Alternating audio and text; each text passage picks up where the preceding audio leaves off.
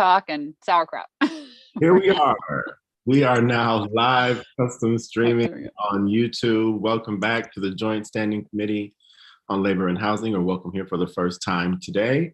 On our agenda, we have 8 work sessions minus 1, 7.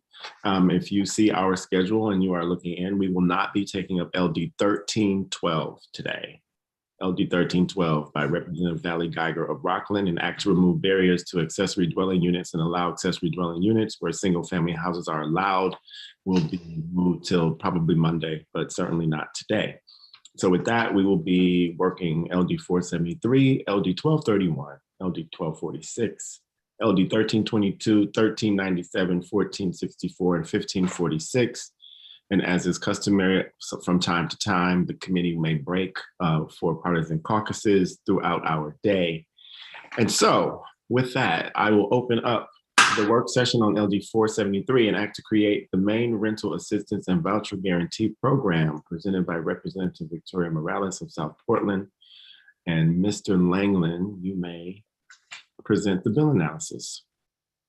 So this bill was initially worked a few weeks ago and was tabled while the sponsor worked with Maine Housing on an extensive amendment. And my understanding is that that language is ready for today's review. So with the leave of the chairs, I'll defer to Representative Morales and Mr. Jorgensen and Mr. Merrill at Maine Housing.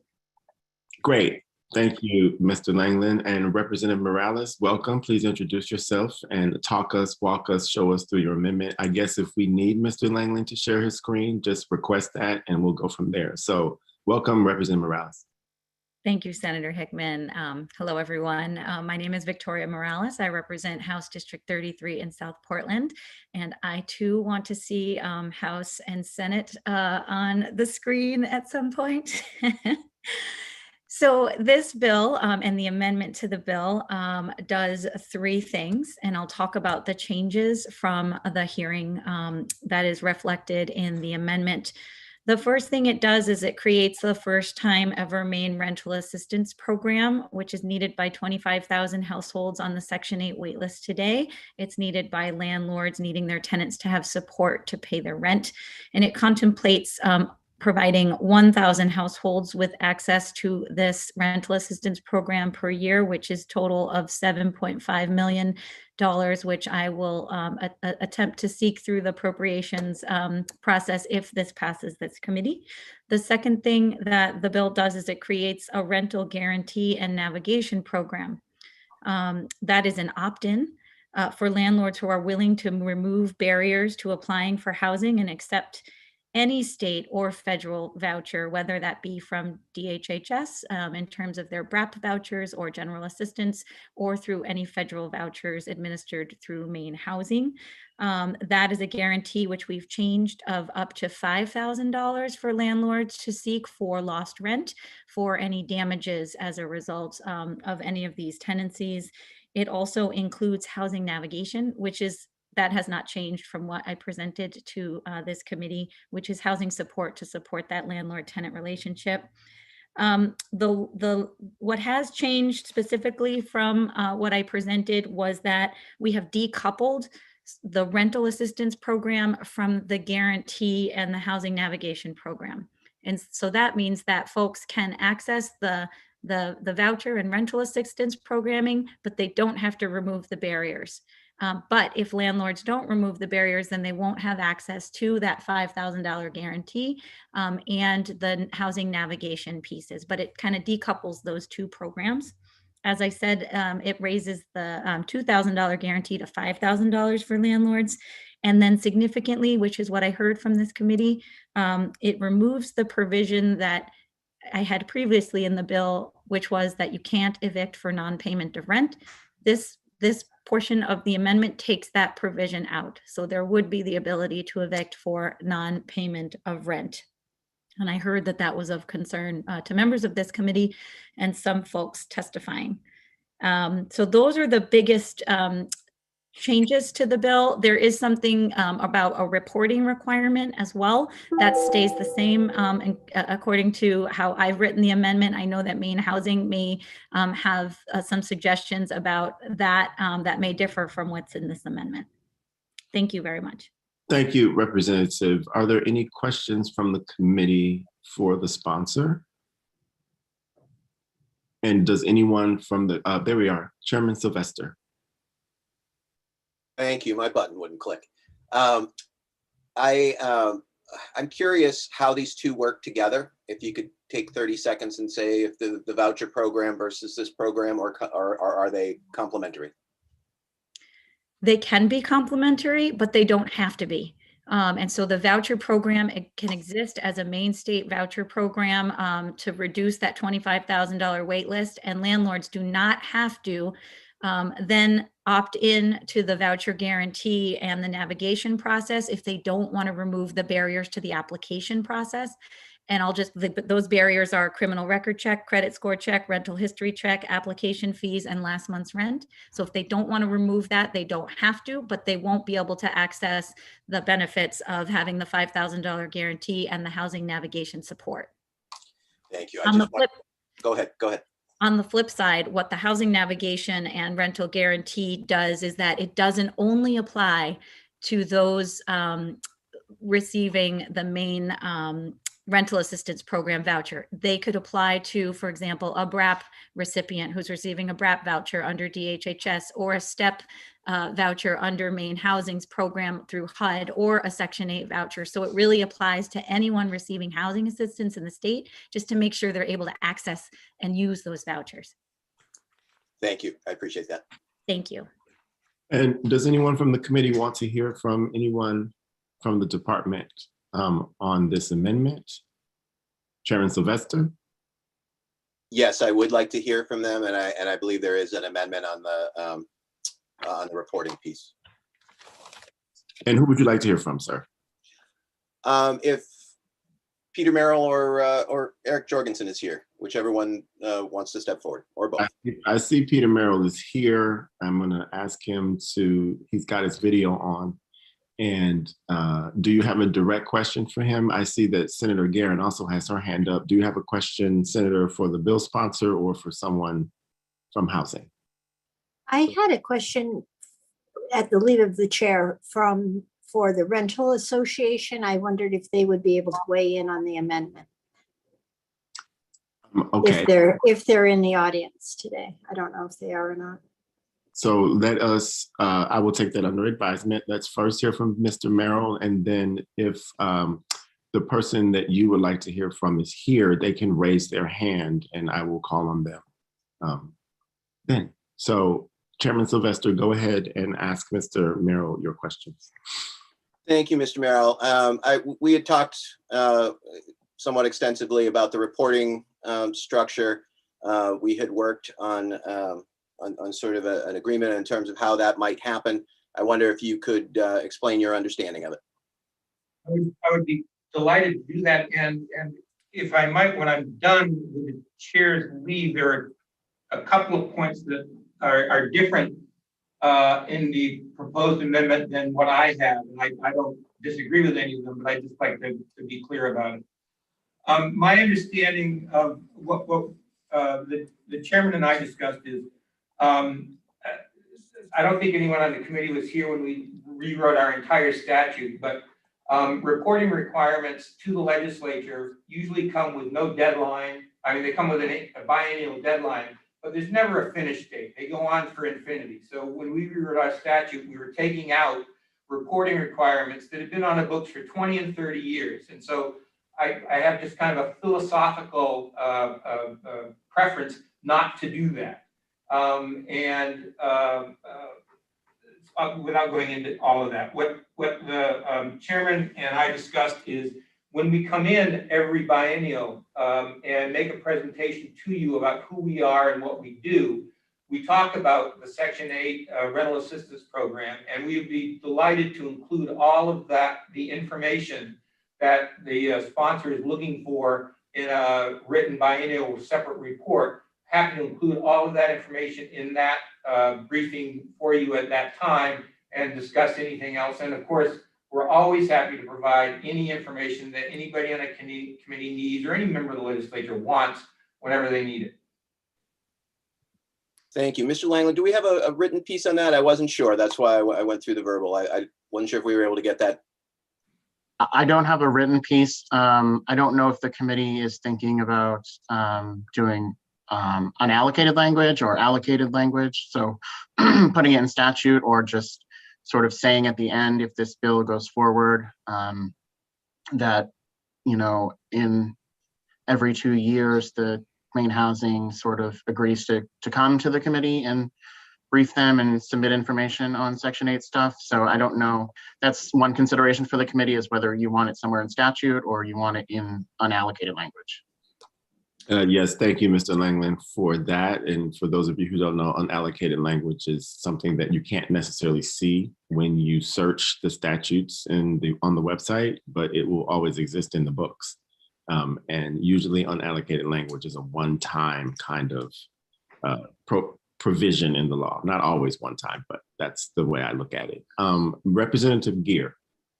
Thank you, Mr. Chair. And I just had a question for you, Director Merrill.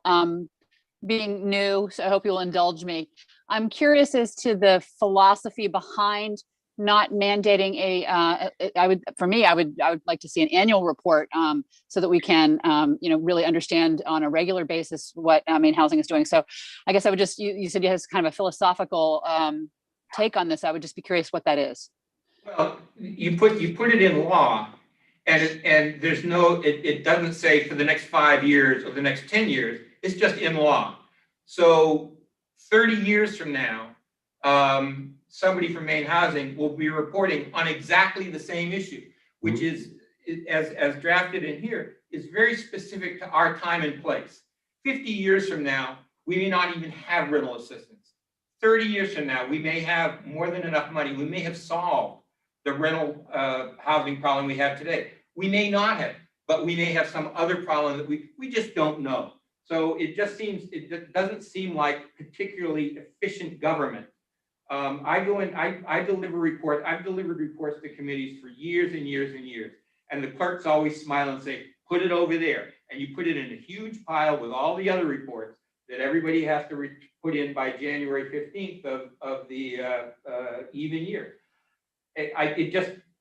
We'll do it. It's not that big a deal. It just doesn't seem like very good government. And just a clarifying point on that. So that's a written report. There's no established presentation date, for example, where you would present to the committee. And you put the report in, the clerk the clerk lays it in front of everybody, and then it gets picked up and put in a file. And if it's germane to a bill, then you might pull it out. Otherwise, you take it home for the weekend if you want to and read it, or you just leave it with the clerk. Thank you. I guess I would, as a committee member, I would just say for the record that my approach in thinking about the role of the legislature in this regard is definitely that we have a job to do, and that is to really understand what's going on in the agencies and the departments that are in our jurisdiction. So I guess I'm just expressing that out loud, because for me, I would think it would be super helpful to get have a regular conversation every year as we're kicking things off and really understanding what's going on. So just wanted to express that. We would be happy to do that. We would be happy to, if you put in here that we come in and visit with you about this every year or every 2 years. That's not a waste of time.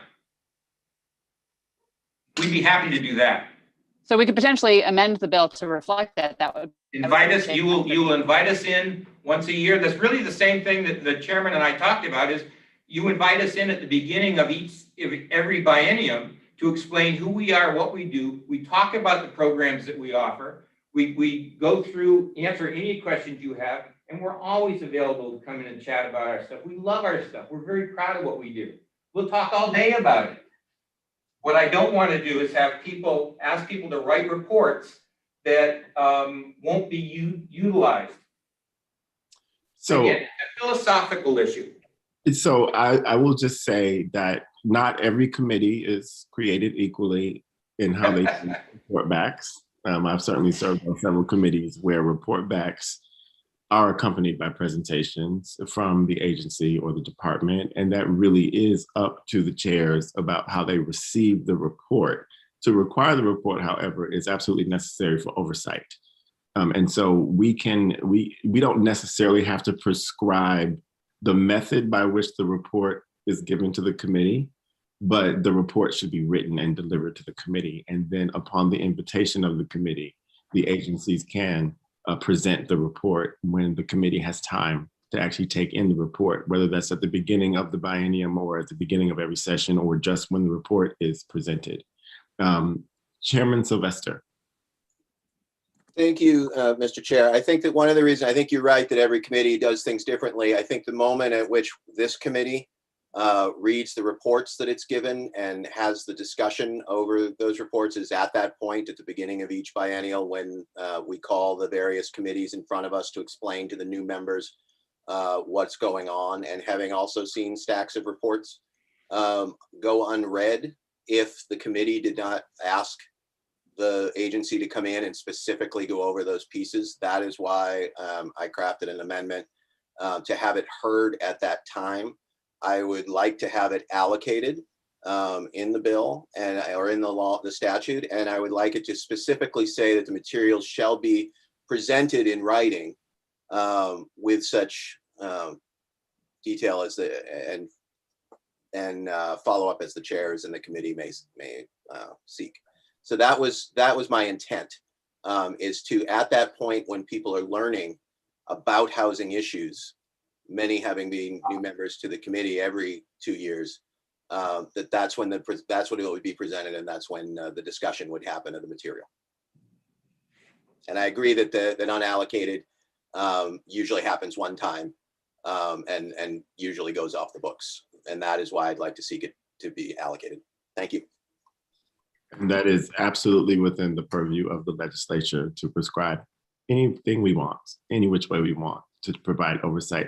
So I will say we're going to continue to entertain discussion on this comprehensive amendment. And I also would like to say, because it is a comprehensive amendment, and I absolutely appreciate the bill sponsor working with Maine Housing and other stakeholders, and Chairman Sylvester and anyone else, that we will probably not take a vote on this today. Senator Guerin has asked, obviously, to hear some more feedback from other stakeholders about how they feel about this amendment, which is absolutely necessary before we can make an informed vote. So are there any other questions? Chairman Sylvester. Thank you. I just wonder if those materials could be presented to Mr. Langland and presented to the committee so that we don't end up with a balance where some folks were able to come forward and give additional information and some weren't. I would love to see that information. And if it could be presented before the next work session to Mr. Langland, and then added on to by Senator Guerin's understanding of the material, that would be very helpful for me.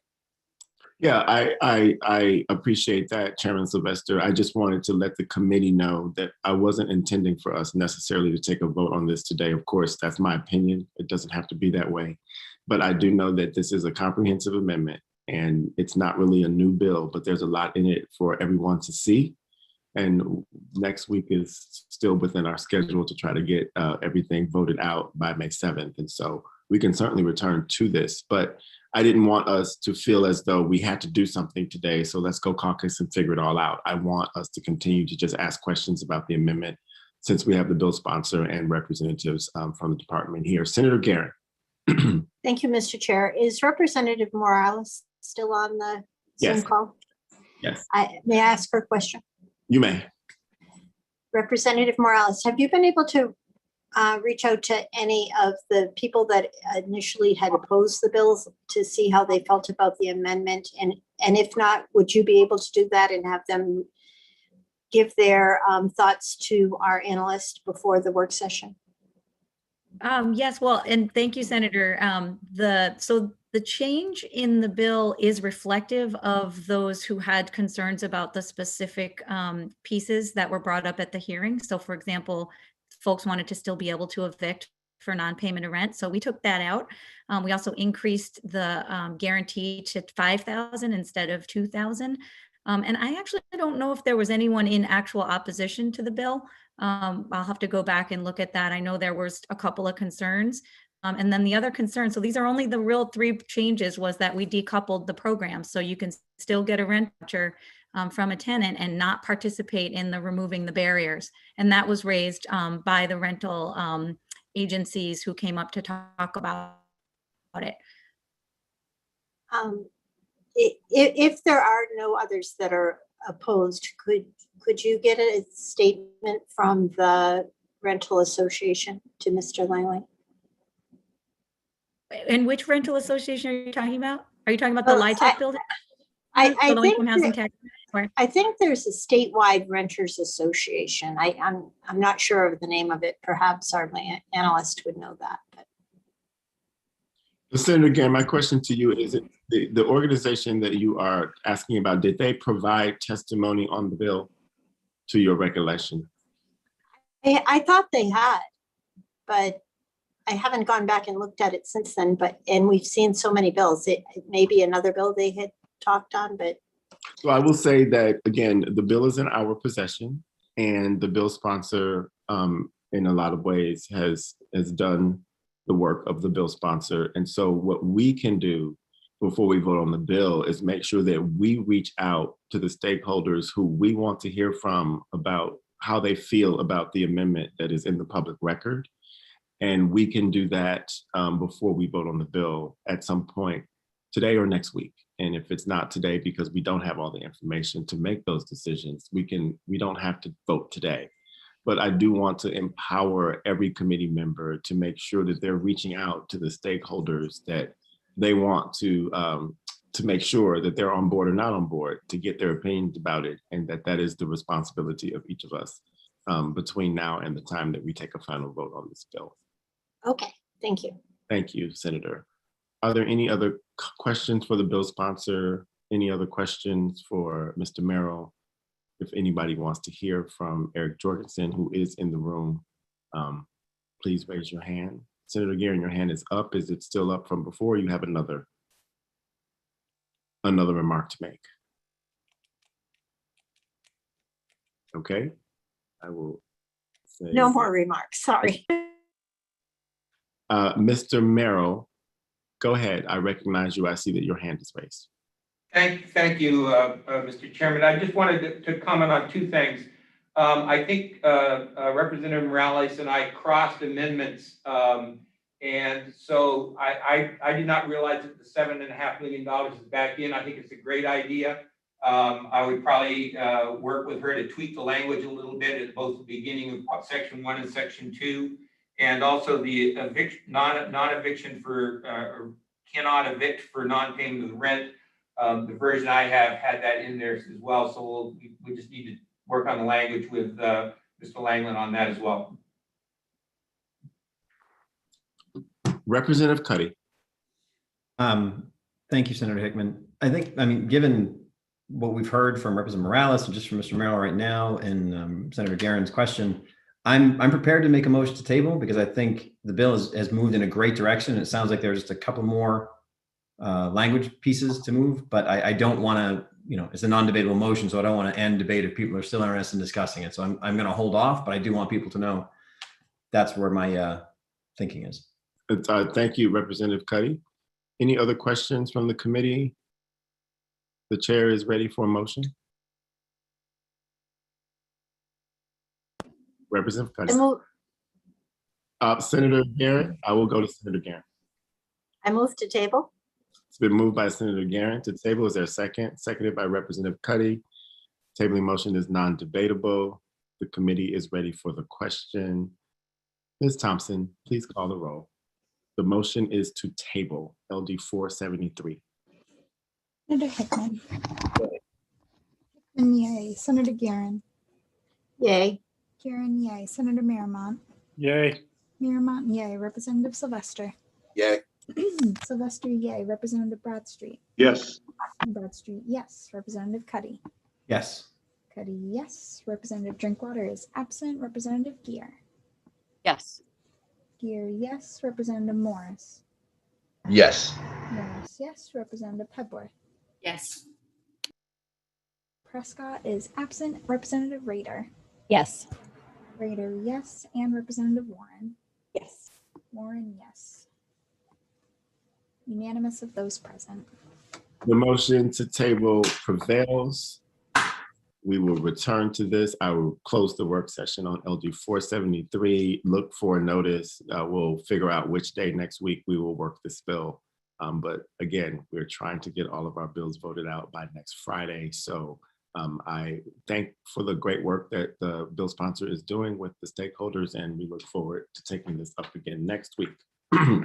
With that, I will open the work session on LD 1231, an act concerning climate and community investment projects, presented by Representative Scott Cuddy of Winterport. Mr. Langland, the floor is yours. So LD 1231, Representative Cuddy had presented at the public hearing an amendment that replaced the bill. So this bill and the amendment requires projects involving the construction of renewable energy generating systems that are receiving at least $50,000 in state assistance to meet certain requirements, including the following. The entity responsible for the assisted project must establish a workforce development program that provides employees from disadvantaged communities opportunities for skill development, and that also provides apprenticeship training through a registered apprenticeship program for each trade in which the employer employs craft workers. A contractor working on the assisted project must provide or participate in a registered apprenticeship training program for each trade in which it employs craft workers. A contractor or subcontractor working on the assisted project must pay craft workers on the project no less than the applicable prevailing wage and benefits, and the entity responsible for the assisted project that is receiving state assistance for that project must take reasonable steps to ensure that all contractors and subcontractors meet this requirement.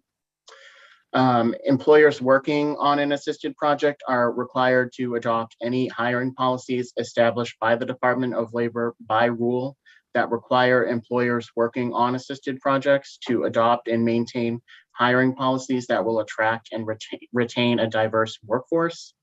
The department may adopt incentives for adopting such policies rather than establishing requirements.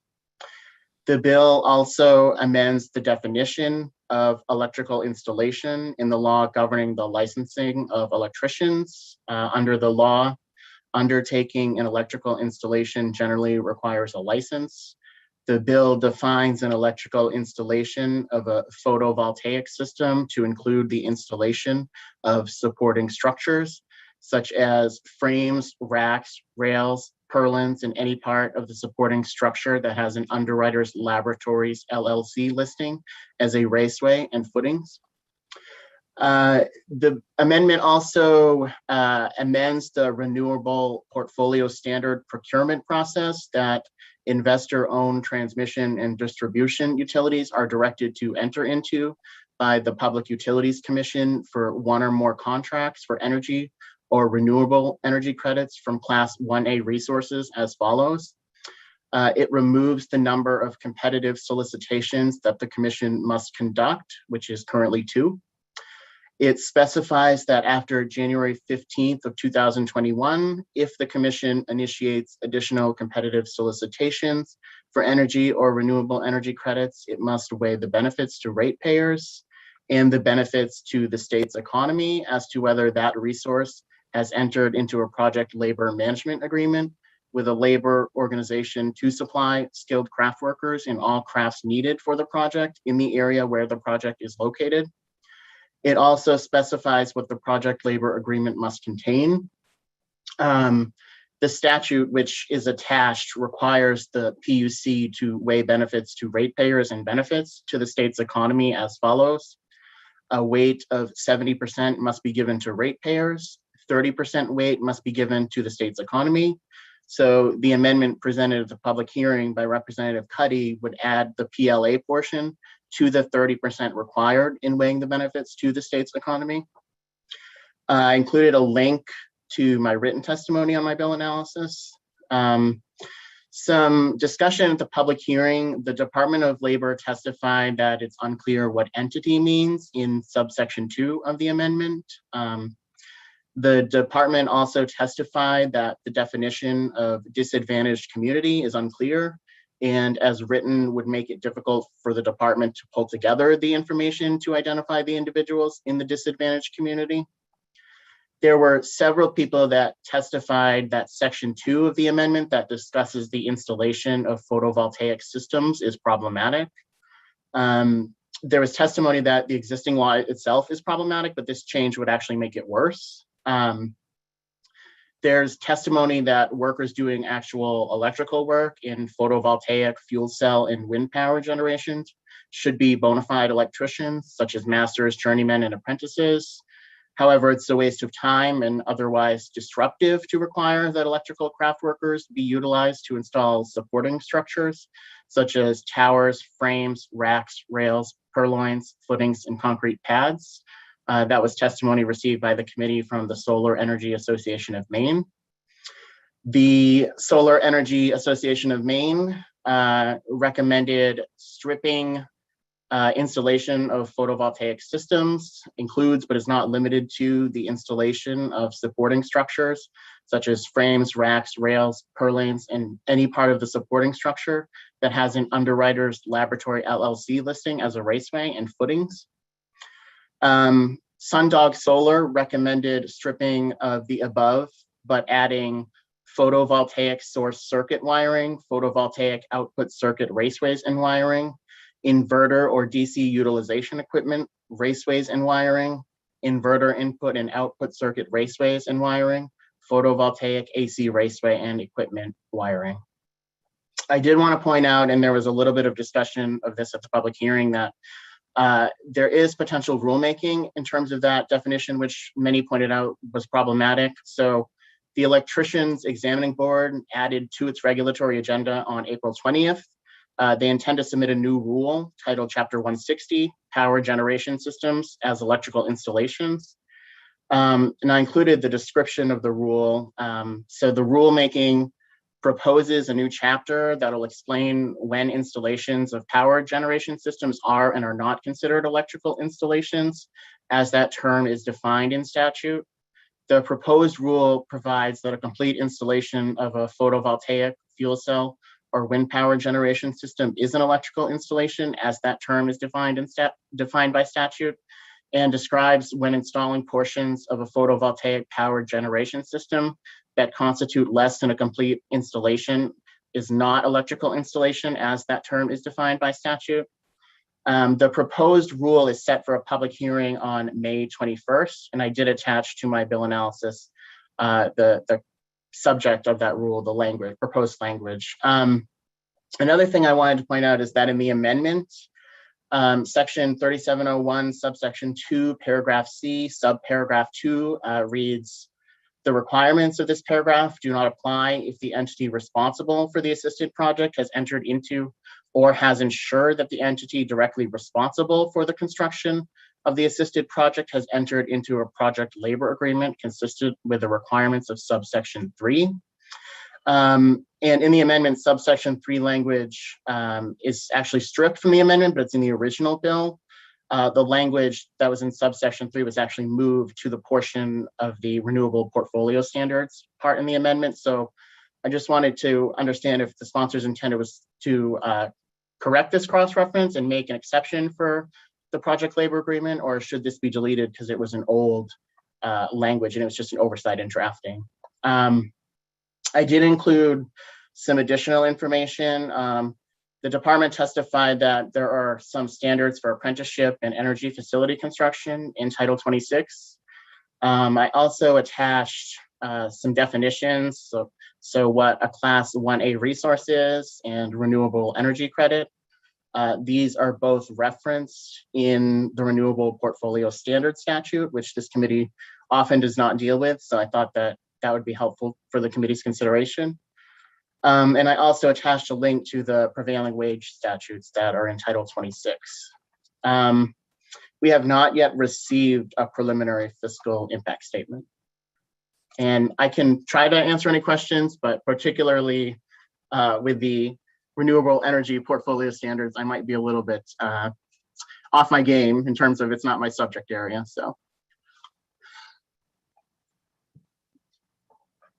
Thank you, Mr. Langland, for that thorough analysis. And I think that many members of this committee may be off their game when it comes to the all of that technology with electrical voltage and wiring and everything else. With that, we will hear from the bill's sponsor, Representative Cuddy. Thank you, Senator Hickman, and thank you, Mr. Langland, for your analysis of 1231. I do have, last time that we were supposed to go over 1231, we did not take it up because I was working on a number of the issues that Mr. Langland raised. And I do have completed today, actually not very long ago, different language changes for the bill, which I can, I mean, literally not long ago, I can email them to Mr. Langland, or I can just read through them, whatever folks would like to do. And maybe Mr. Langland, you could check off some of the concerns that were raised as I go through them. In the first change is to the disadvantaged community definition. MDOL expressed that they had difficulty getting a good handle on what the disadvantaged community actually referred to. It was done by zip code, which is not a way that they really can track that data. They don't have the granularity to do zip code. But we, in meeting with them, we switched to a census block so that disadvantaged community would mean a census block or geographic area of the state determined by the Department of Labor by rule, utilizing best available existing data. So that's the totality of the change. It removes zip code area and replaces that with means a census block group or geographic area. And then it adds the phrase utilizing best available existing data after Department of Labor by rule. And the point of this is they do have census block data that they can use when they're trying to find an area of the state that would qualify as being disadvantaged community. So we want to make, I want the law to be something that they can actually work with, as opposed to just something that they would be struggling to enforce and work with. So Representative Cuddy, do you have a written copy of this amendment? Yeah, it's not done up. I was not able to get it to Steve before, so it's not done up as a traditional amendment, but I do have a Word doc that I can send over to Mr. Lang. So there are nine changes, so it's substantial. And so again, it sounds like that we are going to have to discuss. I want you to walk everyone through the changes in as efficient way as manner as possible, because that means everyone is seeing it and hearing it. Once the amendment is drafted for Mr. Langland to distribute to all the stakeholders in the committee, we will certainly allow folks an opportunity to digest this comprehensive amendment before we take a final vote on it. So again, I just want to let everyone know today, this is an information session, work session for LD 1231. And I do see some questions, so we'll take them by subject matter. And with that, I'll go to Representative Warren. Thank you. I wanted to ask about the disadvantaged communities. So it was just about it being zip code didn't work, but otherwise, is there clarity about what is meant by that? Or are you saying that what a disadvantaged community, how it's defined is by geographic, maybe neighborhood or something like this? Yeah, we initially tried to use zip codes. We thought zip code would be a way that the department would be able to track the different, in the original amendment that I proposed, we are going to be tracking high rates of poverty, unemployment, and chronic unemployment, high number of individuals with barriers to employment, including folks who've been incarcerated, people who are traditionally underrepresented. All of those things stay. What changes is, rather than looking at it on a zip code by zip code basis, we will be looking at it on a census block basis, which is a larger area. And Maine Department of Labor has indicated that they have the capacity to look at a number of these different things on the census block level, but not on the zip code level. Their data just doesn't go down to the zip code level or the neighborhood level. So it's the only way that they had to realistically track that information. And Michael Rowland is also here. And if I'm getting anything wrong, I hope that he will raise his hand and correct me. Would you like me to do my best there, or?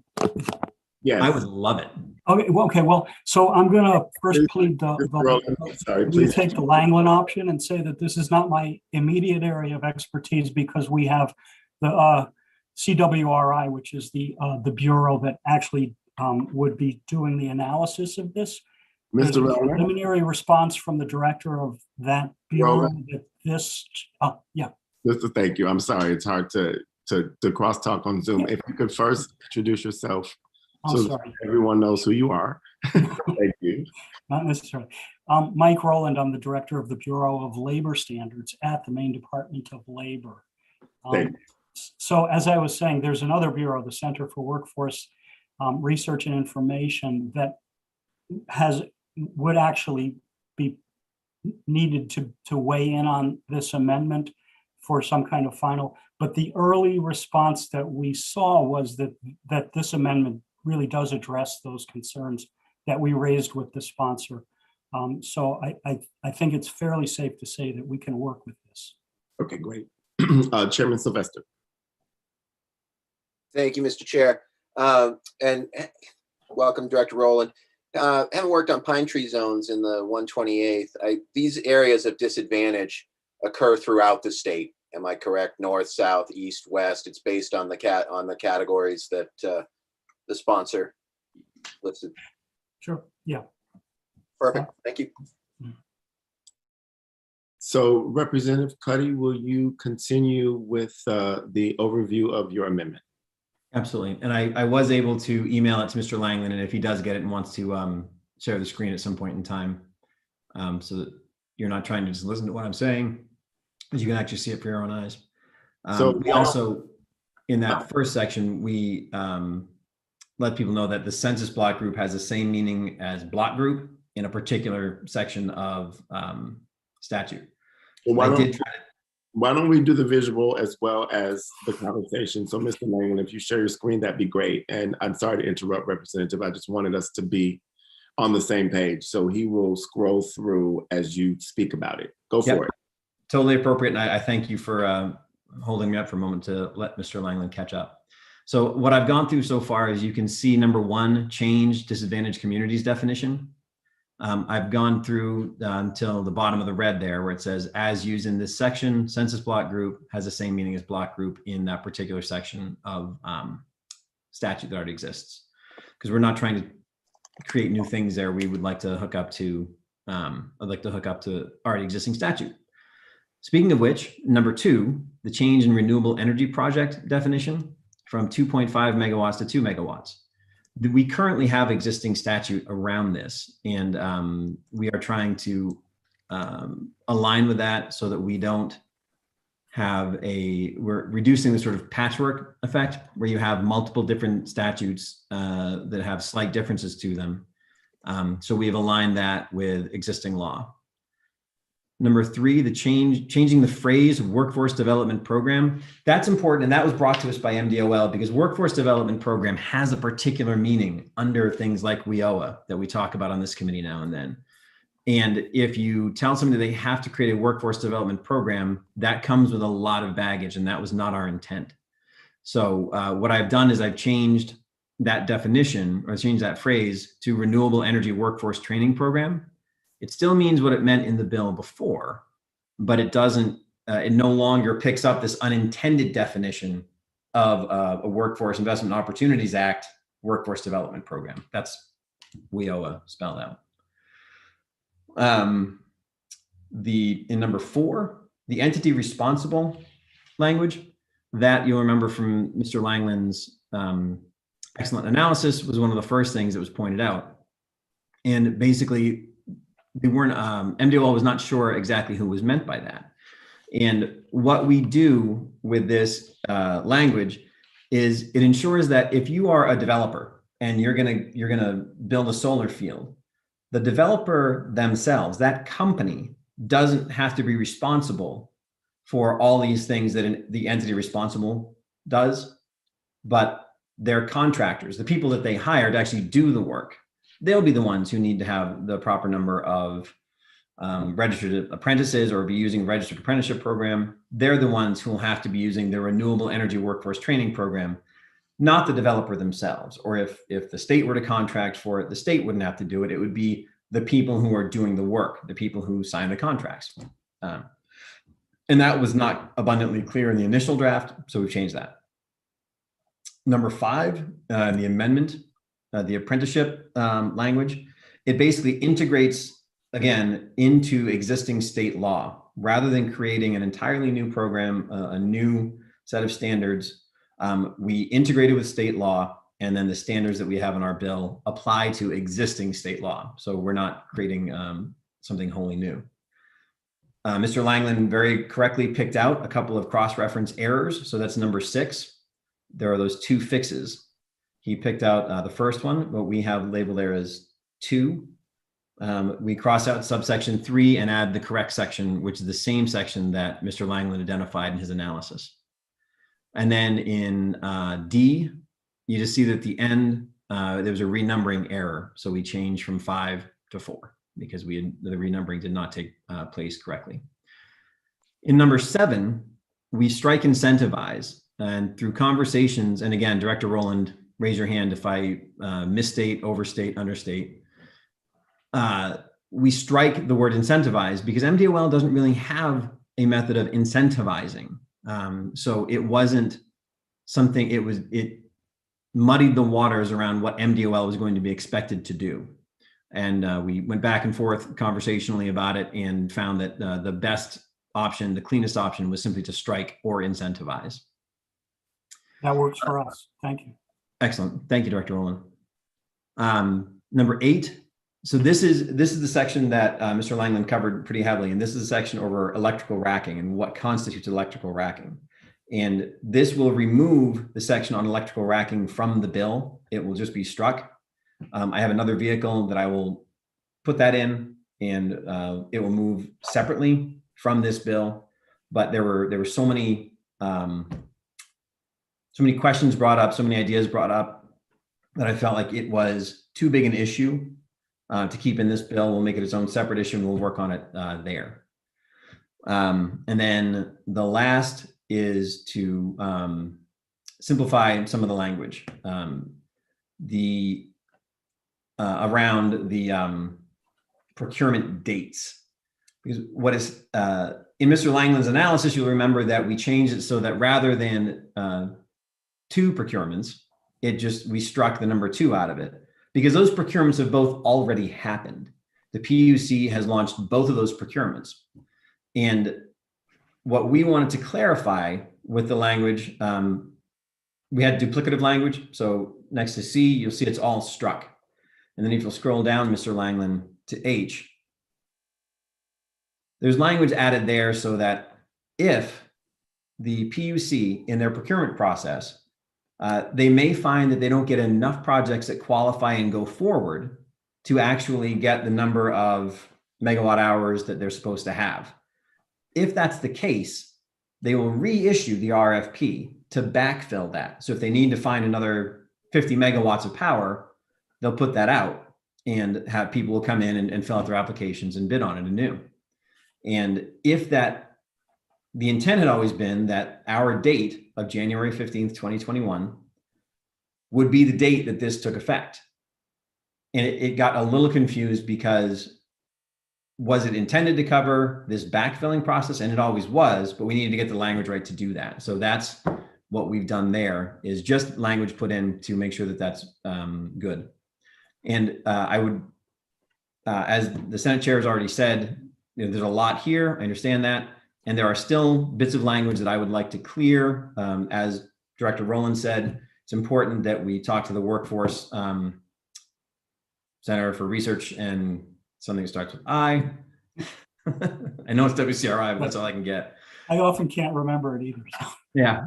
But don't. So it's important that we talk to them, and I want to have another conversation with the PUC to make sure that the way I put the language in under H works. So that is an explanation. And now that Mr. Langland has in his possession, hopefully he can draft that into a proper format, and I'll be happy to work with Mr. Langland on any issues that may arise. Perfect. So where we are is this is an amendment in progress. You still have a few more dots, I's to dot, T's to cross before we and all the stakeholders can really get our minds around what we know the intent of the bill, but where you think we can go with it. Is that fair to say? Yeah, the changes that are made are by and large small corrections. There are a number of things that really don't change the bill fundamentally. The largest change to the bill is at section 8, the section on racking. I don't want to name the sections. I'm not sure exactly which it is, but that the section on racking is gone. And then there's the date change in the final section there of the bill around the procurement process. So those are important, but they don't massively change what the bill is going to do based on what was presented as the sponsor's amendment in the original public hearing. Thank you, Representative. Are there any questions, comments? Chairman Sylvester. I was going to ask if you were ready to take a motion, but I'll allow you to finish to make sure there's no questions. Let's just see if there are some questions, and then you are free to make a motion. I do not see any hands raised, so go for it, Chairman Sylvester. Thank you, Mr. Chairman. I would move to table. Been moved. Is there a second? It's been seconded by Representative Warren. The tabling motion non-debatable. Committee ready for the question. Ms. Thompson, please call the roll.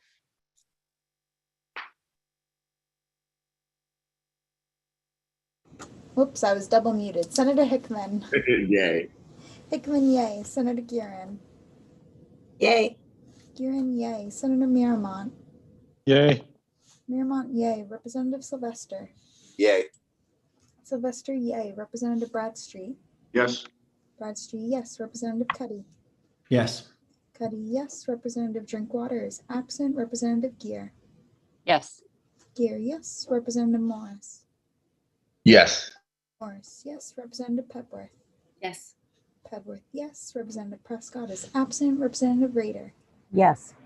Rader, yes. And Representative Warren. Yes. Warren, yes. It is unanimous of those present. The tabling motion prevails. We will close today's work session on LD 1231. Thank you for doing the good work, Representative Cuddy, and we will bring this up as soon as we can. I will now open the work session on LD 1246, resolve to study best practices and different area needs for development of affordable homes and expanding home ownership in Maine communities, presented by Representative Gear of Kennebunkport. Mr. Langley. So if you recall, this bill also had a prior work session. So what this bill does is it's a legislative study to study best practices in different areas, area needs for development of affordable homes and expanding home ownership in Maine's communities. I believe that the sponsor is ready to offer an amendment, and that's of course our Representative Gear. If she would like to talk about that, I would certainly defer to her. And I think between the two of us, and I think Maine Housing is still kicking around over here. So yes, between the 3-4 of us, we can probably answer some questions. Thank you, Mr. Langland. Representative Gear, you are on. You are on mute, Representative Gear. You're on mute. There you go. All set. Can you hear me? Thank you. Thank you, Mr. Chair. Mr. Langland, did you want to share what we had worked on in email or? Yeah, I have it attached to my analysis. If you'd like me to just share my screen. Yeah, that would, I think it would be helpful to have the visual. Yeah, thank you. Mm-hmm.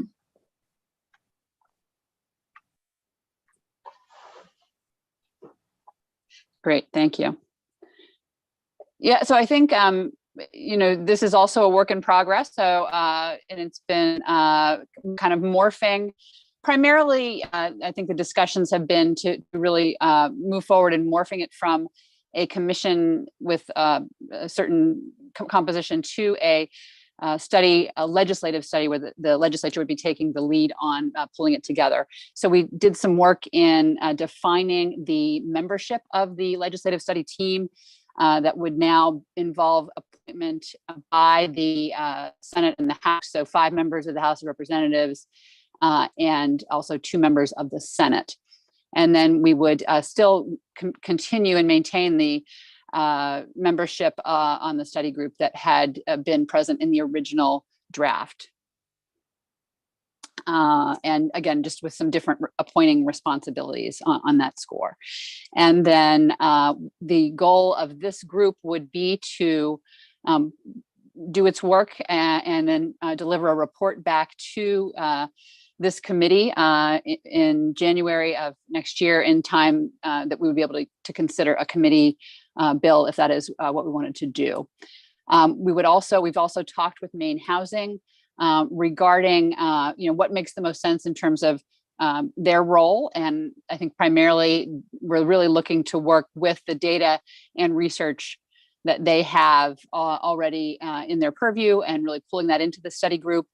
And then we've also looked at the possibility of creating some private funding sources up to $50,000 where we would be able to supplement the work and the research and the data that Maine Housing currently has with any additional research work and or the bringing in of external experts if as needed to supplement and advise the group in formulating our conclusions and recommendations at that point.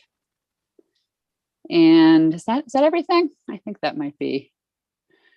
Do we hit it all, Mr. Langland? Yeah. Yeah, the only thing I would point out is, so I think that, and I don't want to speak for them, but I think Maine Housing's concern was that they didn't want to become overburdened with sort of being involved in studies and sort of conducting new research. So we limited the Maine Housing's role to supplying existing data and research. And then we gave the commission the ability to hire, as you said, the consultants or others for additional research and expertise. I don't know if Maine Housing has any thoughts on this or any concerns, but I'd be happy to hear from them if that's the lead of the chairs. I will recognize Mr. Jorgensen, who is nodding his head. Please introduce yourself, sir, and tell us what you think. Thank you, Mr. Chairman. And my name is Eric Jorgensen. I'm from Maine Housing. We think this amendment fixes a lot of the things we were concerned about. We're really happy to be not driving this particular bus, but very happy to be part of this bus, riding on it, sharing information. We've got a research department that has an incredible amount of data around housing affordability and around rental affordability and all that stuff. So the short story is we looked at the amendment with Mr. Langland and the sponsor, Representative Gear, and it looks great to us, and we're happy to be part of it. Thank you. Are there any questions from the committee? Representative Bradstreet. Thank you, Mr. Chair. Thank you, Mr. Jorgensen, for being here again. Are you familiar with any other studies in the recent past or any time in the past where they've relied on private funding to conduct the studies that will be done under the auspices of the state of Maine? I don't know. That was not, I don't believe that was something we were, the actual funding mechanism was something that we were involved in. I don't think so, but. Chairman Sylvester. Thank you. Yes, in the 129th, there were several, and Representative Bradstreet might just remember discussion on the floor of bills that sought to authorize private funding. And I would, in this session, I would point out the Permanent Commission on Race, which also we authorized funding for to seek private funding in order to do administrative pieces. So it's another form of mechanism that's allowed within different work groups, commissions, et cetera, that allow them to seek that outside funding and therefore not require state funding. And usually there's a limit to it. And any directions that the legislature gives as to how that can be collected and when it can be spent. Okay, good. Thank you.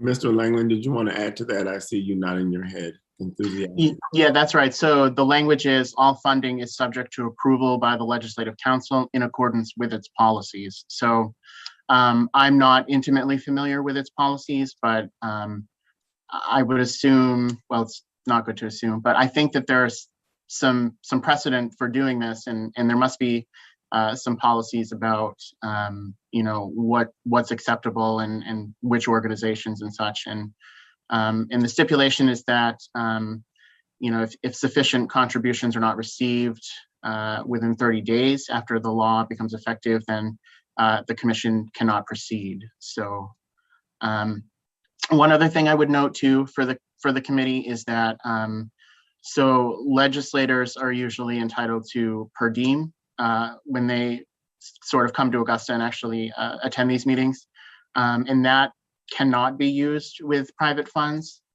So there probably will be a little bit of a fiscal note from the state too, in terms of just the general, what you would typically see with a study for those that are familiar with that whole process.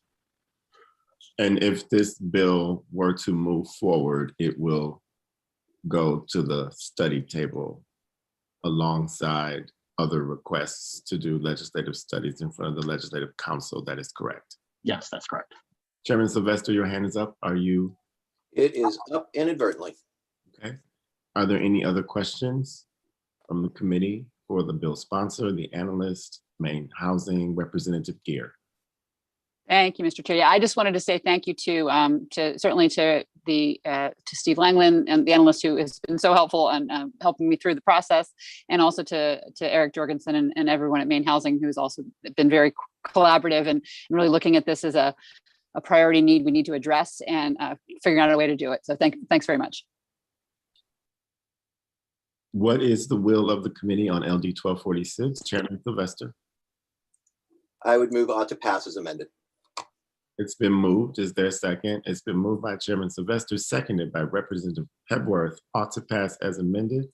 Is there discussion in the committee on the motion? Chairman Sylvester, do you have something to say? Your hand is still raised. Just want to make sure. Is the committee ready for the question? Ms. Thompson, please call the roll. Senator Hickman. Yay. Hickman, yay. Senator Guerin. No. Guerin, no. Senator Miramont. Yay. Miramont, yay. Representative Sylvester. Yay. Sylvester, yay. Representative Bradstreet. No. Bradstreet, no. Representative Cuddy. Yes. Cuddy, yes. Representative Drinkwater is absent. Representative Gear. Yes. Gear, yes. Representative Morris.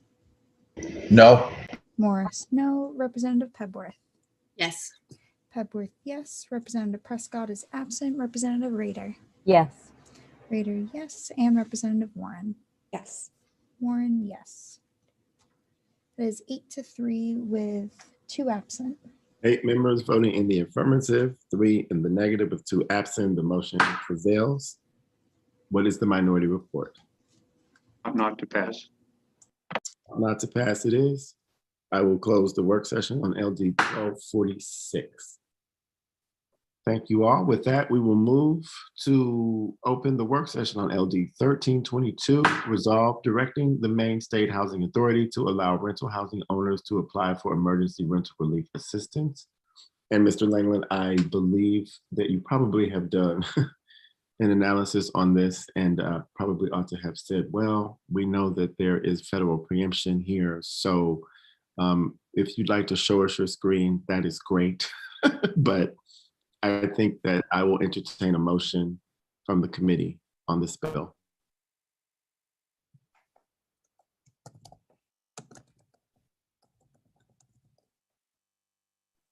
Chairman Sylvester.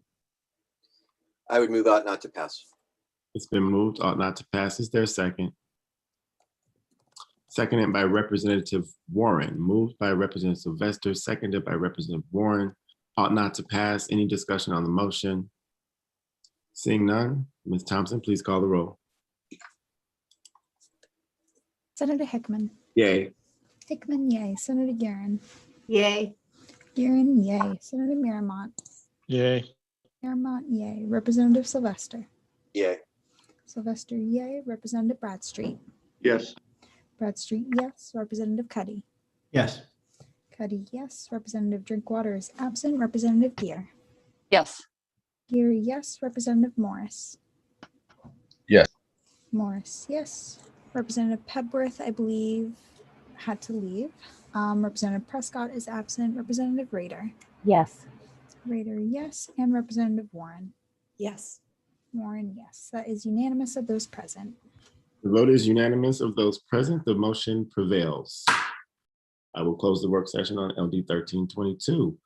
We will open the work session on LD 1397 and act directing the Maine State Housing Authority to create a commission to develop a comprehensive rental registry for multifamily housing, presented by Representative Gear of Kennebunkport. Mr. Langland. So this bill directs Maine State Housing Authority to create a commission to develop, implement, and disseminate to municipalities and post on a publicly accessible website a comprehensive rental registry of multifamily housing in the state. The commission consists of representatives of large and small municipalities, owners and renters of multifamily housing, and other interested parties invited by the authority. The authority is directed to report annually to the legislature on the progress of the registry. It's my understanding that the sponsor might want to offer an amendment, so I'm happy to go through the testimony on the bill as drafted, but if Representative Gear intends to offer an amendment, perhaps it makes sense to do so here. I agree wholeheartedly. Representative Gear, the floor is yours. Thank you, Mr. Chair. And I just need to bring up. So this is another situation where we have kind of a work in progress in terms of the text and the intent of the amendment. So there we go. Whoop.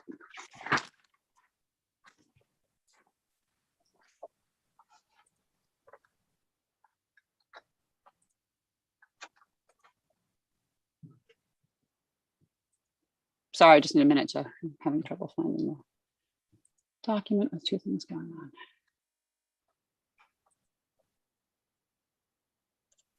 on. Okay. So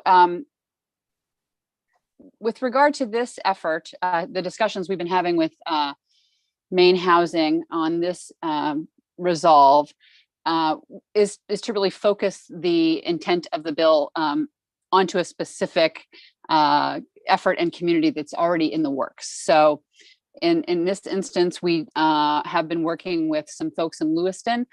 I would point the members of the committee to some testimony that was added to the public hearing area of the website from Amy Smith. She is a developer of affordable housing in Lewiston. She has provided some great testimony on the effort that she has put together working with the city of Lewiston to develop a prototype of a rental registry for the Lewiston housing area. And so that I can send that to Steve. Can I send you that link? It's on the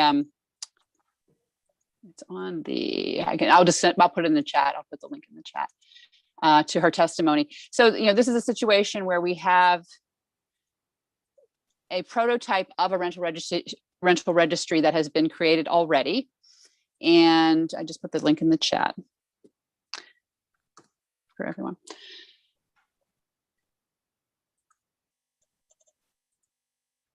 And she is someone who has a software design background and has been working to create a database product that would do this, just the very thing that we're talking about here. That identifies who owns the property, who is responsible for the maintenance on the property, the status on code violations, the condition of the property, and lead abatement orders. And there's been, as I mentioned, a prototype created of that database. And in software development world, a prototype is basically a proof of concept. So it's something that says, here's the task that we have at our hand, and here's the proof that it's doable. We are able to gather the data from all of these various sources and to put it into a database that can then be accessed by folks in the city of Lewiston, by folks who are looking at purchasing or renovating properties, and also by potential renters. So I think it's a great example of an effort that is underway, but still needs that next level of software development. So that would include basically what we've been talking about in this bill. which is moving from the prototype phase to the pilot project phase. And then the step beyond that would be to actually go into production where a database would be available to the public. So I think the alignment was really good in terms of creating the bill and then having a very good candidate in terms of a community in Maine that's very much ready to tackle this, with the ultimate goal still being the same. So the goal of having, creating this resource that would really help municipalities, would help property developers, and would help renters to have access to property information so that their kids or families are safe when they move in, and also that we are identifying opportunities to develop affordable housing in these situations. So that's kind of where we were with the development of the bill, and then working with Maine Housing. And let's see, too many resources here.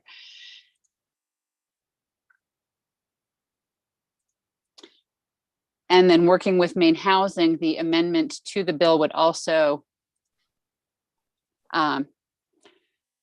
take that initial rental registry that is created, continue to build out the process. And one of the main things that needs to happen is the CDC needs to plug in with figuring out how we get the lead abatement data into the database. And then moving forward on that, we would then be looking at a report out in January of 2022 that would basically take that prototype database and look at producing recommendations and best practices for how to extend this to other interested communities in Maine, so that we could really get a handle on that. Basically, the multifamily units of multifamily properties of 3 or more units is what would be the target. And I would invite, Maine Housing has also been very collaborative on this project in working together to think about how we do it and then how we fund it. So, and I would maybe defer on this one to Mr. Jorgensen to speak about how they are planning to support the project. I will ask Mr. Jorgensen to reintroduce himself and provide his remarks. You are on mute, sir. Thank you very much. Eric Jorgensen, Maine Housing. Appreciate being invited back. Yeah, I think, we were very concerned about the scope of this bill. As you read in my testimony, it had an awful lot of huge amounts of stuff that had to be put into it in order to think about this on a statewide basis. So when Representative Geer approached us to talk about it on a more localized sort of basis, particularly with a city that was trying to make this work, it sounded much more doable. So, we'd have to figure out how you folks would have to figure out where the funding would come from to do it. But from this perspective, it seems like it's something we can certainly would be very willing to help out with this and be part of this project. As a pilot for a larger one.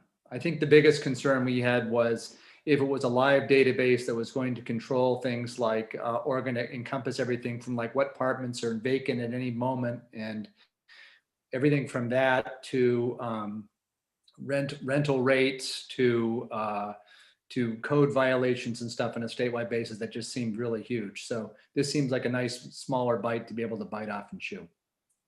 Thank you, Mr. Jorgensen. Are there any questions from the committee for either the bill sponsor, the analyst, or Mr. Jorgensen? Representative Bradstreet. You are on mute, sir. Thank you, Mr. Chair. And this is for either anyone who can answer it. In the Lewiston situation, were private sector landlords included in this? And how can you be sure that if they're intended to be, how can you be sure that all of them were included? I can take a stab at that. So yeah, there's definitely part of the goal here is to help private sector landlords and those considering investing in rental properties to give them the information that they need. So I think there are many private sector landlords incorporated in the original prototype of this project as well. Thank you. So Representative Geer, the amendment that you have walked us through has not yet been drafted. Is that correct? That's correct. Okay, great. So with that, I would entertain a motion. Representative Warren, To table. it's been moved to table. Is there a second? Second. It's been seconded by Senator Guerin, non-debatable. Committee ready for the question. Ms. Thompson, please call the roll. Senator Hickman. Yay. Hickman, yay. Senator Guerin. Yay. Guerin, yay. Senator Miramont. Yay. Miramont, yay. Representative Sylvester. Yay. Sylvester, yay. Representative Bradstreet. Yes. Bradstreet, yes. Representative Cuddy. Yes. Cuddy, yes. Representative Drinkwater is absent. Representative Gear. Yes. Gear, yes. Representative Morris. No. Morris, no. Representative Pebworth is absent. Representative Prescott is absent. Representative Rader. Yes. Rader, yes. And Representative Warren. Yes. Warren, yes.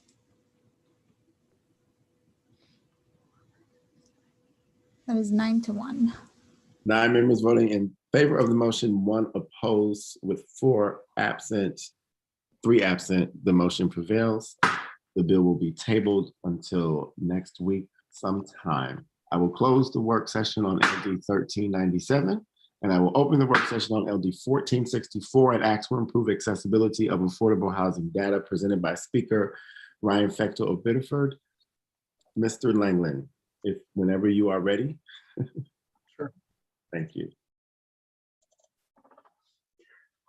So LD 1464 requires Maine State Housing Authority to report annually to the legislature information issued by the Maine State Housing Authority and local public housing authorities detailing the disbursement of the United States Department of Housing and Urban Development, HUD, tenant-based housing choice vouchers.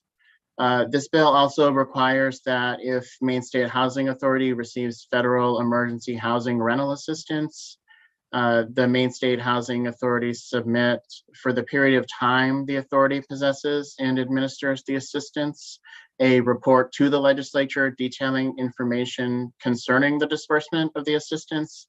And if there is an excessive delay in application processing time, the reason, if available, for the delay. I see there's a question. Would you like me to continue or? Okay. Actually, Mr. Chair, I have information from the sponsor that perhaps we wouldn't want to continue this analysis.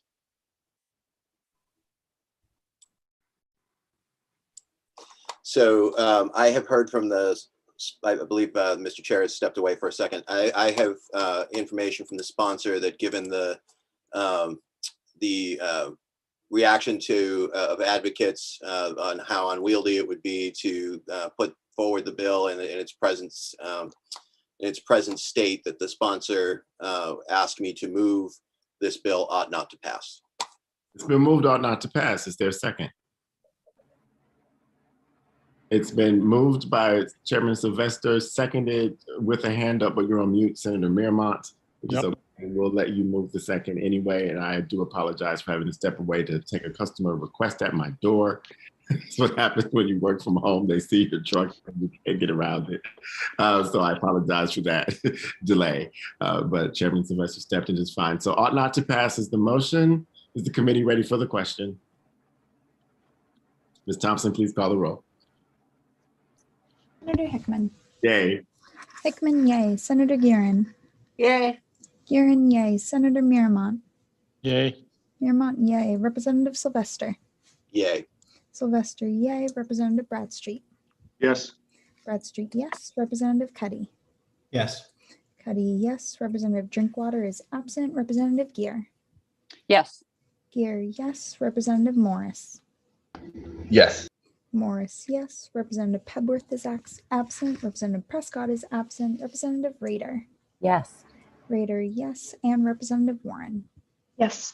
Warren, yes. That is unanimous of those present. It is unanimous. The bill will be killed. I will close the work session on LD 1464. And our final work session, well, actually there may be two, for the day is 1546. I'll open an act to prevent homelessness by establishing the rental relief fund within the Maine State Housing Authority. Mr. Langland. So this bill establishes a rental subsidy program within Maine State Housing for persons experiencing difficulty paying rent. The rental subsidy program provides a rental subsidy on behalf of a person eligible for the program. It requires Maine Housing to submit an annual report to the legislature's Joint Standing Committee with jurisdiction over housing matters, detailing the number of persons eligible for the program and the number provided rental subsidies. And it requires Maine Housing to adopt rules to implement the program. I included a link to written testimony in my bill analysis. Initially, there were a couple of people, the Maine Association of Realtors and Maine Real Estate and Development Association, that testified in opposition to the bill because there was a section of the bill that added a surcharge on the real estate transfer tax. And prior to the public hearing, that was subsequently removed as an amendment by the sponsor. Maine Housing testified that the bill is not necessary at this time. They testified that they anticipate that $150 million in rental assistance will arrive in months and will likely be available to any other person who's having difficulty paying rent, as described in subsection 2, paragraph B of the bill. Maine Housing did testify that the committee may want to revisit this bill in a future legislative session. And we have not yet received a preliminary fiscal impact statement. Thank you, Mr. Langland. Are there any questions from the committee? I see the bill sponsor is in the room. Mr. Lookner, would you like to address the committee on your bill? Sure thing. Thank you, Mr. Chairman and Representative Sylvester. So Maine Housing, I think their opposition was the requirement to do some reporting, and they were saying they don't have at this time the capacity to do that sort of reporting, and there was something about the rules that they wanted suspended. I am willing to entertain that. I think that now is the time to establish this program and not wait subsequent years down the line when we don't know where the funding is coming from.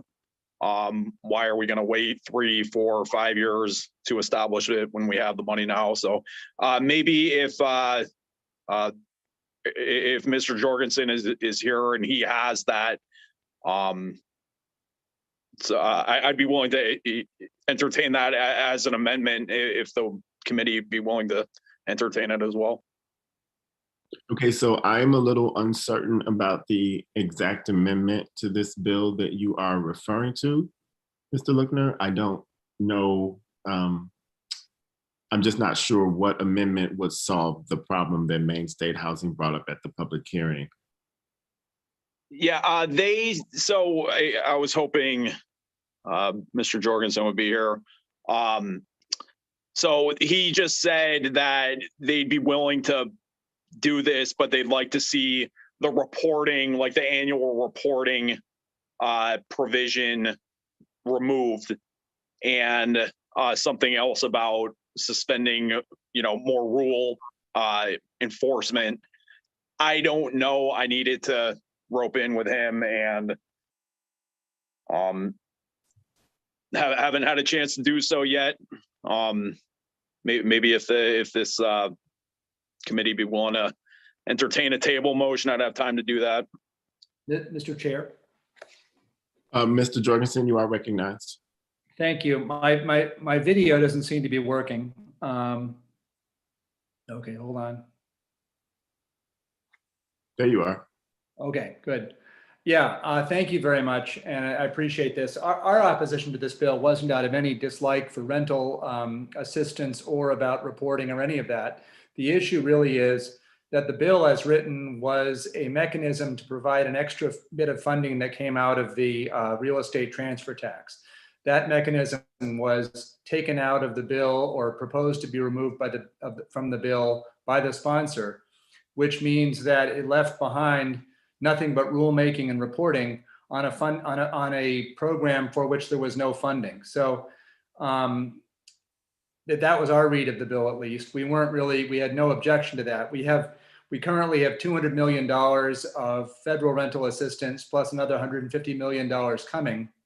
We believe that that money will be able to meet all the needs that were outlined in this bill of the sort of criteria for people who would get rental assistance through this bill. So it's not a matter of objecting to anything or even the matter of reporting, which of course, is an issue for us, but this was not that. It's really just that without the funding mechanism, this bill is just a program without any funding. The rental assistance program that we currently have is a different program. Does that make sense? Yes, it does. Thank you for being here. Chairman Sylvester. Thank you, Mr. Chair. My question is for the sponsor, Representative Lookner. What is the intent here of, I know that we had to put bills in before the current 200 million was put in. And so I'm wondering, is the goal to make sure that that program continues? Is the goal to establish a partner program alongside that program that's federally funded? So if you could give us some thoughts on that, that would be very helpful. Thank you, Representative Sylvester. Yeah, my intent here is to sort of preempt the situation that in 5 years, we need a rental assistance program. All that money from the federal government has been exhausted. And, now we're faced with having to come up with a new program and new funding and go through the whole 9 yards. So I was hoping to preempt a situation like that. Let's put this program in place in perpetuity. And I had proposed a funding mechanism, which, received a lot of opposition. So I yanked that just thinking, we've got enough money from the feds to do it. So I was hoping to act in foresight of having a situation down the road where we need to establish a rental assistance program. Okay, thank you. That's very clarifying. Mr. Chair, I wonder if I could call for a caucus for 5 minutes. You certainly may. Then I would call for a caucus for 5 minutes. Ms. Thompson, In the rooms now. create our breakout room. Thank you.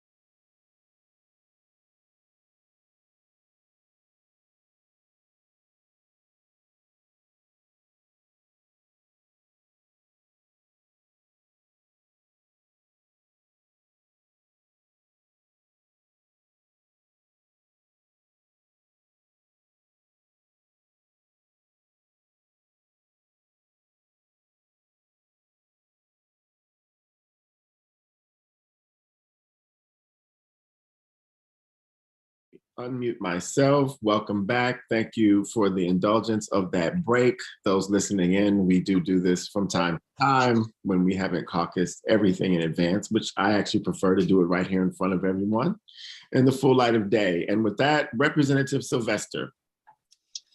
Thank you, Mr. Chair. Thank you, Sweets.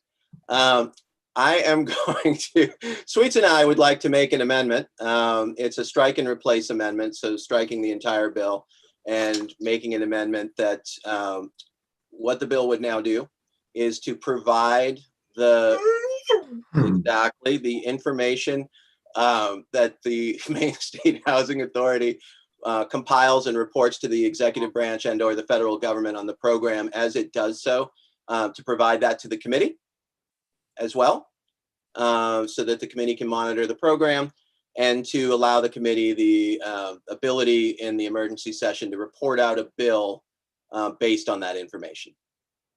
So the motion is a resolve? Yes. Thank you. So it's been moved by Chairman Sylvester. Is there a second? Second. Second by Senator Miramont. Any discussion? I just wanted to check with this on camera with the sponsor to make sure that this amendment is amenable to him. Thank you, Representative Sylvester. I accept the amendment and your dog's input as well. It's very much so appreciated. It's been moved and seconded. Is there any discussion on the motion from the committee? Committee is ready for the question. Ms. Thompson, please call the roll. Senator Hickman. Yay. Hickman, yay. Senator Guerin. No. Guerin, no. Senator Miramont. Yay. Miramont, yay. Representative Sylvester and Sweets. Yay and yay. Yay and yay.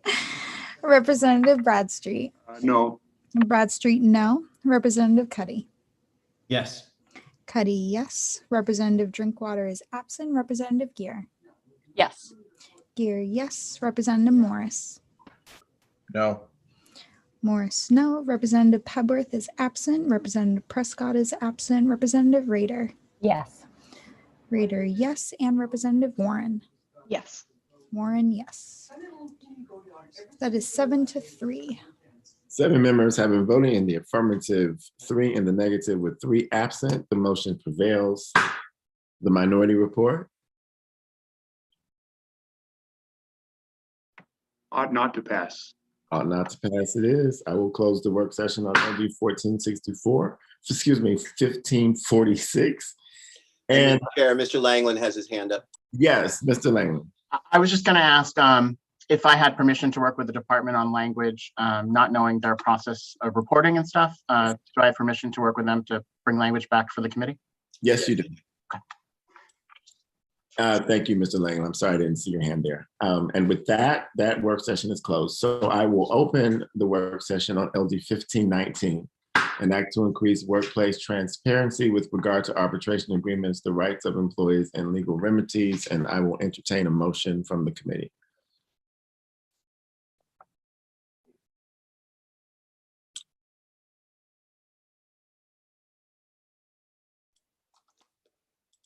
Representative Cuddy. I apologize. So this is the bill that we heard today. That is correct. That was okay. I would make a motion of ought not to pass. It's been moved by Representative Cuddy, ought not to pass. Is there a second? Representative Bradstreet, is that a second? Yes, that's a second. Thank you. So moved and seconded, ought not to pass. Any discussion on the motion? Seeing none, Ms. Thompson, please call the roll. Senator Hickman. Yay. Hickman, yay. Senator Guerin. Yay. Guerin, yay. Senator Miramont. I will be at my desk Monday, but yay. Miramont, yay. Representative Sylvester. Yay. Sylvester, yay. Representative Bradstreet. Yes. Bradstreet, yes. Representative Cuddy. Yes. Cuddy, yes. Representative Drinkwater is absent. Representative Gear. Yes. Gear, yes. Representative Morris. Yes. Morris, yes. Representative Pebworth is absent. Representative Prescott is absent. Representative Rader. Yes. Rader, yes. And Representative Warren. Yes. Warren, yes. That is unanimous of those present. Unanimous, ought not to pass. The motion prevails. I will close the work session on LD 1519. And look at there, it's 3:40. Thank you all for quite a busy day. We had to table some bills, which is fine. It means we are moving them forward because those are comprehensive amendments on the 3 bills that we had to table. So I appreciate all of your work today. Enjoy the rain. Do we have any language reviews, Mr. Langland, for bills that we are waiting to report out before? Yeah, I have several. Maybe it makes sense to just, Yeah. You want to do it now or do you want me to? Yes, let's do language reviews so we can get the show on the road. All right. So give me a second to pull them up. No problem. So let's see, I'm going to share my screen. So the first one is LD 543. It was majority ought not to pass, and minority was ought to pass, which since it requires a fiscal note, it would be ought to pass as amended. So that's pretty standard. Yep. So that was one. If there are no questions on that, I can move to the next one. I asked the minority report. You all good? Representative Bradstreet and others? This is Representative Bradstreet's bill, I believe. Yeah. Yes, that's fine. Thank you. Yeah. Sure. Okay. Let's see. Let me share my screen. So the next one is LD 581, which is a resolve to expedite processing of applications for certification under the Federal Work Opportunity Tax Credit by Representative Talbot Ross. That was 8 ought to pass as amended and 5 ought not to pass. And if you recall, this is the one that required reconsideration for a starting date in the position of October 1st instead of July 1st, because this was initially recommended in the committee's report back to the Appropriations and Financial Affairs Committee as part of the biennial process. So this is just showing basically the reduced figures because the starting date is later than July 1st. So it assumes a starting date of October 1st. If there are no questions on that, I can move to my next one. No questions from this person on the majority report. Anyone else? Seeing none. Thank you. Sure. So the next one is LD 734, an act to set a minimum wage for school support staff. Actually, if you recall, I do have further information and I can gather that. So this was majority ought to pass, which is now ought to pass as amended because of the required fiscal note. And the minority was ought not to pass. So if you recall, this was the bill that the Department of Education said it would need an $80,000 appropriation for a software upgrade to record those hourly wage positions and obtain that information.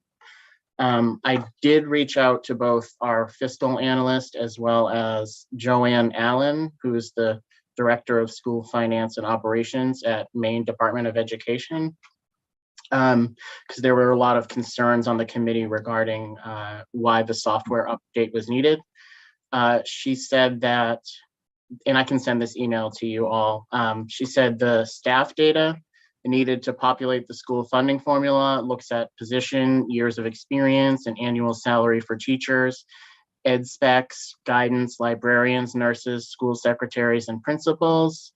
That staffing information is not collected at an hourly rate of pay, so that ability would need to be programmed by the IT developers, as well as adding any new categories for hourly staff not included in that list. So the fiscal estimate for this work, the $80,000, will allow DOE to request the new development from Maine IT, which employs contracted services to carry out the majority of development work. And she also wanted me to remind the committee that the fiscal estimate of $80,000 doesn't include the impact to the general purpose aid, so the state subsidy portion, because they're unable to determine that amount because they don't have the data to collect it, which is why they are asking for the $80,000 appropriation for the software upgrade. So that is the response that I received from the Department of Education regarding the software update for LD 734. If there are no other questions, I can move on to my next language review for the committee. Anybody have any questions? I do, but not for you. You may move on if no one has any questions for you.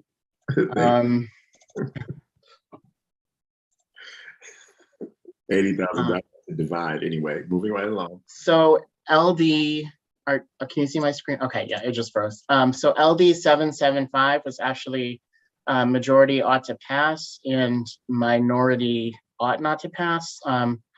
I don't have a fiscal note on this, but upon further review of the language, so the way that the proposed language reads, it says, if a public employer requires a judicial employee to complete a probationary period, that judicial employee may be dismissed, suspended, or otherwise disciplined without cause. And it was recommended that the committee insert language that says during that probationary period, because as the sentence stands now, it could be interpreted to just say that if you've done a probationary period, you can be dismissed. And this clarifies that that's only applicable during the probationary period. So while this was a straight ought to pass by the committee upon further inspection in my office, if the committee's intent is to have that only applicable during the probationary period, the committee might want to consider making this change. It's more of a technical change. I think it's a clarifying change too. Representative Sylvester, is this your bill? It is my bill, and I'm fine with that. Yeah. Okay. If the majority is fine with that, then I can certainly go ahead and process that language change with our revisor's office. Yeah, I think that's a clarifying change. I don't believe it requires a reconsideration. Okay. So I would say go forward and add the amendment. Thank you. Sure. And I think the last one that I have today, and I'll definitely have more next week, is another, can you see my, okay. There's a little delay when I click on it, okay. So LD 1279, which is an act to increase the minimum wage. If you recall, this was majority ought not to pass and minority ought to pass. And since there's a fiscal note required, it changes to ought to pass as amended for the minority report. And this is just a standard fiscal note for this. And if you'll recall, this was the bill that eventually puts the wages, I think up to $16 per hour and then re-indexes it after. I think it's 2026, might be 2025, but so it does require a fiscal note. So if there are no questions from anyone on the minority report, I can also get this process to be reported out. I believe Representative Warren was on the minority report. Is that correct? I was as well. Yep. So yeah. 3 or 4 of us. Yeah, it's fine with me. Is it good with you, Representative Warren? Yeah. So that is all that I have today. Like I said, I'm absolutely positive that I will have more next week. I'll have them ready to go at any time. So whenever we have a break or something, we can just do them as we go, if that's the preferred. I know Colleen has a couple too. So next time you see her at a work session, you might want to sort of prompt her or give her a chance to sort of explore those with you a little bit further, because I think that she has a couple. I appreciate that, Mr. Langland. Thank you. Sure. Anything else? Any announcements from the committee? Well then, enjoy your weekend, everyone. Thanks for a busy week. We had session, and next week will even be busier, I do believe. We've got unemployment on Monday. We've got family medical leave on Friday. We've got a slew of public hearings on Wednesday, and somewhere in there, we're gonna have to work some more bills. So I do expect, I keep saying we're gonna work through dinner. We haven't done it yet, but I think that's probably gonna start happening soon because some committees are gonna start working every day of the week, and I'm not asking us to do that just yet. We may have to, we may just have to not have some, we have to have a quorum to vote, but we may just have to have 5 days a week, but I don't wanna do that next week, but I do wanna have some long days next week. And if we can get finished with our work to the extent that we can, sounds like we still have a few more bills coming and a few more very tough work sessions to go that, you know, just be ready for long days again next week. But I appreciate your patience. And Senator Miramont, did you have a question? I saw your finger go up. I'll be 100% next week, except for when it conflicts with Marine. Okay. Well, with that, enjoy your weekends, everyone. The Joint Standing Committee. Everyone, yes. Bye-bye. Until Monday. Thanks all. Have a good night.